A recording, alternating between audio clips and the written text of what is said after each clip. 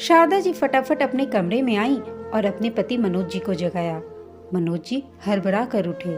उठते ही घड़ी की तरफ देखा तो अभी तो सुबह के 7 बज रहे थे। जैसे तैसे अपनी आंखों को मलते हुए मनोज जी ने शारदा जी से बोले, अरे आज तुमको क्या हो गया है?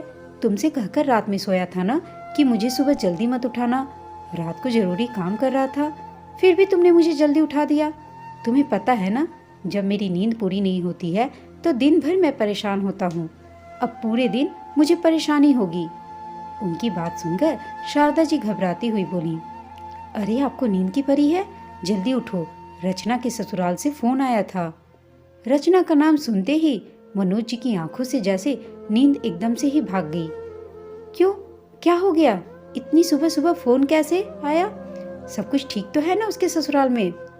अजी कुछ भी ठीक नहीं है। दामाद जी ने हमें फोन करके बुलाया है। पता नहीं क्या बात हो गई। पूछा भी था लेकिन कोई जवाब ही नहीं दिया। एक बार आप फोन करके पूछो ना। शारदा जी ने मनोज जी का फोन उनके हाथ में देते हुए कहा। मनोज जी भी फटाफट फोन लिया और अपने दामाद मयंक को फोन लगा दिया, लेकिन मयंक ने फोन उठाया ही नहीं।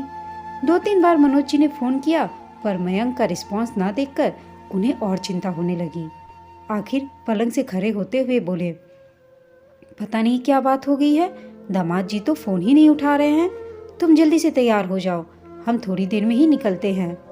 मनोज जी का आदेश पाते ही शारदा जी फटाफट बिना नहाए ही तैयार हो गई और दोनों पति पत्नी बिना चाय पिए ही घर से रवाना हो गए।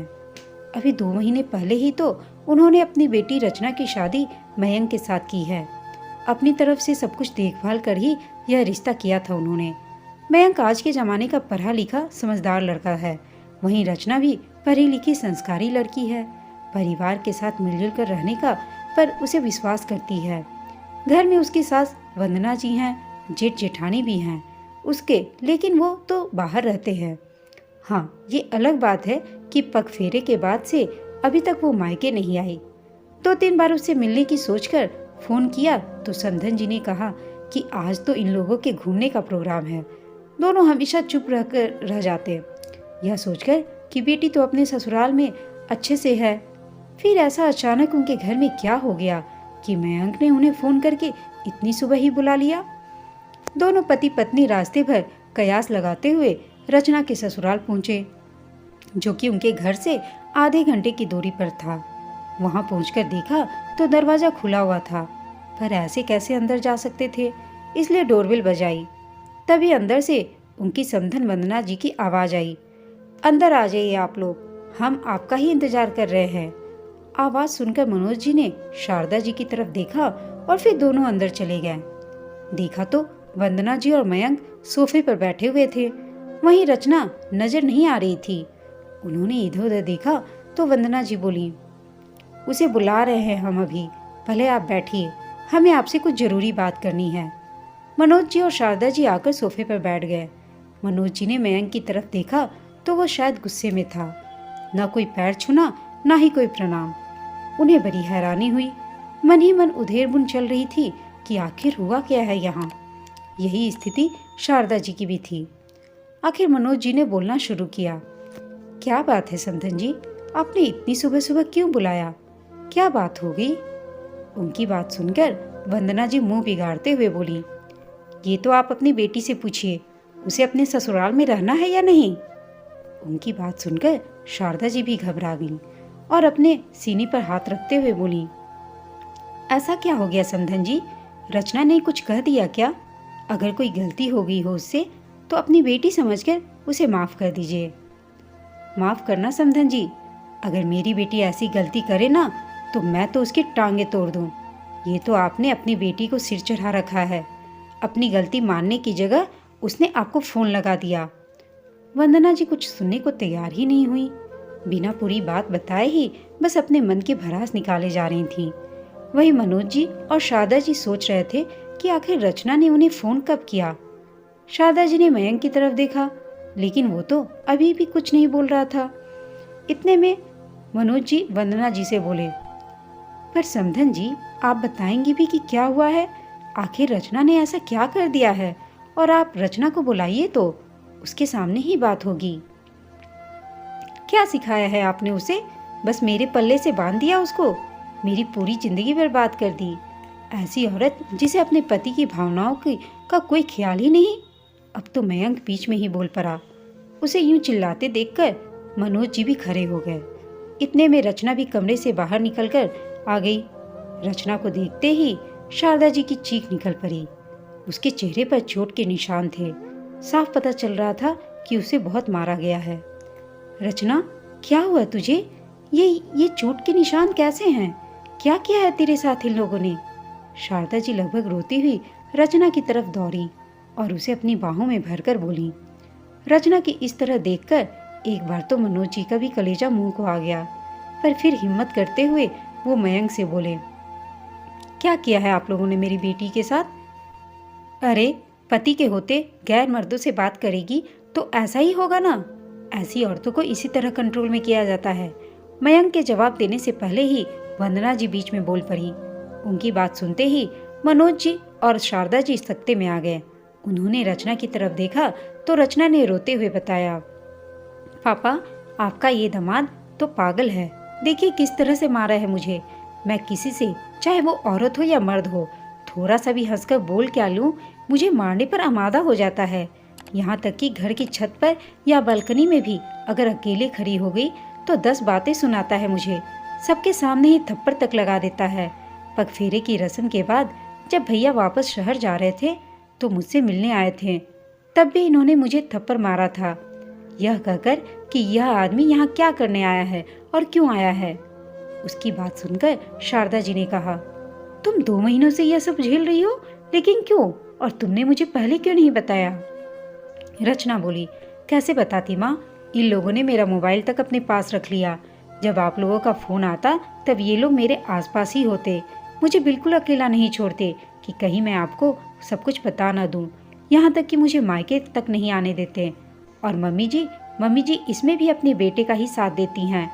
आज सुबह मैं इनके लिए चाय बनाकर कमरे में लाई थी, तब मेरा फ़ोन मुझे ड्रेसिंग पर रखा दिखा।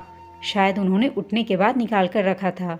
मैंने अपना फ़ोन हाथ में लिया ही था कि ये बाथरूम में से निकल कर आ गए और मुझ पर इल्ज़ाम लगाने लगे कि मैं उनके पीठ पीछे किसी से बात कर रही हूँ। जब मैंने मना किया तो मुझे मारने लगे और मेरा फ़ोन छीनकर ज़मीन पर फेंक कर तोड़ दिया। तब मैंने कहा कि मैंने मम्मी पापा को फ़ोन कर दिया है। जब इन लोगों को लगा कि मैंने सचमुच आप लोगों को फ़ोन कर दिया है, तब जाकर इन्होंने आपको फ़ोन करके यहाँ बुलाया। इनकी ऐसी आदतों के कारण बड़े भैया भाभी भी इनके साथ यहाँ नहीं रहते। मुझे ले चलिए यहाँ से पापा, मैं यहाँ नहीं रहूँगी। रचना ने रोते रोते सब कुछ बता दिया। अरे वाह, ऐसे कैसे चली जाएगी तू? अब तुम इस घर की बहू हो, हमारी मर्जी के बिना बाहर कदम भी नहीं रखोगी। वंदना जी बीच में ही बोली, बस कीजिए संधन जी, बहुत बोल लिया आपने। जब आप हमारे सामने ही इतना कुछ बोल रही हैं तो पीठ पीछे तो पता नहीं क्या क्या करती होंगी। और अब क्या इजाज़त लेना बाकी रह गया है आप लोगों से? शारदा जी बोली, अगर इसने घर के बाहर कदम रखा तो इसके लिए इस घर के दरवाजे हमेशा हमेशा के लिए बंद हो जाएंगे। फिर अपने घर में बैठा कर रखना अपनी बेटी को। अब की बार मयंक ने शारदा जी को उंगली दिखाते हुए यह सारी बातें बताई। मनोज जी बिल्कुल भी इस बात को बर्दाश्त नहीं कर पाए। खबरदार, इतनी देर से बर्दाश्त कर रहे हैं तो इसका मतलब यह नहीं कि हमें बोलना नहीं आता। अपनी इस उंगली को अपनी मुट्ठी में ही समेट लो। जब तुम अपनी सास से इस तरह से बात कर रहे हो तो तुम किस काबिल के होगे? सब पता चल रहा है मुझे। और तुम्हारी हिम्मत कैसे हुई मेरी बेटी पर हाथ उठाने की और मेरे ही सामने मेरी पत्नी से ऐसे बात करने की? मनोज जी ने कहा तो मयंक गुस्से से उनकी तरफ देखकर बोला, आपकी बेटी ये अब मेरी पत्नी है, मेरी शादी हुई है इसके साथ और आपने खुद कन्यादान किया था। अब मैं उसके साथ कुछ भी करूं, आप होते कौन हो बोलने वाले? जैसे एक प्लॉट की रजिस्ट्री हो जाने पर उसका मालिकाना हक बदल जाता है, वैसे ही एक लड़की की शादी होते ही उसके हकदार बदल जाते हैं। जब आपकी बेटी पर सिर्फ मेरा अधिकार है। आपका काम शादी से पहले तक था, अब आपको हमारे बीच बोलने की कोई ज़रूरत नहीं।